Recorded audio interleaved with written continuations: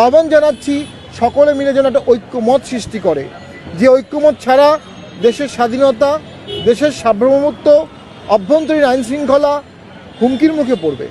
একটা গৃহযুদ্ধের আশঙ্কা আমরা করছি। সামনের ভোটটি যদি সুষ্ঠু না হয়, গ্রহণযোগ্য না হয়, ক্রেডিবল না হয়, রিফ্লেক্টিভ না হয়, তাহলে দেশে ভবিষ্যতে গৃহযুদ্ধ হবে। পাশাপাশি আমরা দেখছি ৭১-এর মহান চেতনাকে ভুলণ্ঠিত করার অপচেষ্টা করা হচ্ছে, ইতিহাসকে বিকৃতি করা হচ্ছে। ২৪ তো ৭১-এর পরাজয় না, ২৪ ৭১-এর ধারাবাহিকতা। যারা ৭১-কে লালন করবে তারা ২৪-কে সম্মান করবে, যারা ২৪-কে লালন করেছে তাদেরকে অবশ্যই ৭১-কে সম্মান জানাতে হবে। আমরা মনে করি এই যুগপৎ সমন্বয় রাজনীতিতে বর্তমানে অনুপস্থিত।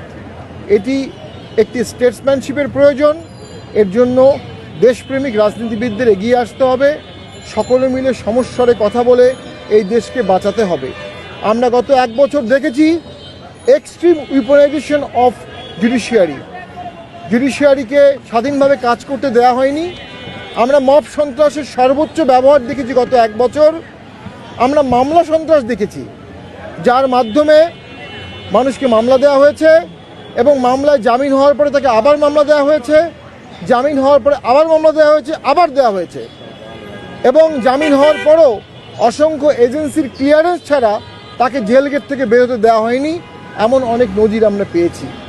অনেক নিরীহ সমর্থককে মামলায় জড়ানো হয়েছে, মানুষ সর্বশান্ত হয়ে গেছে এবং রাষ্ট্র ব্যবস্থা চেয়ে চেয়ে দেখেছে।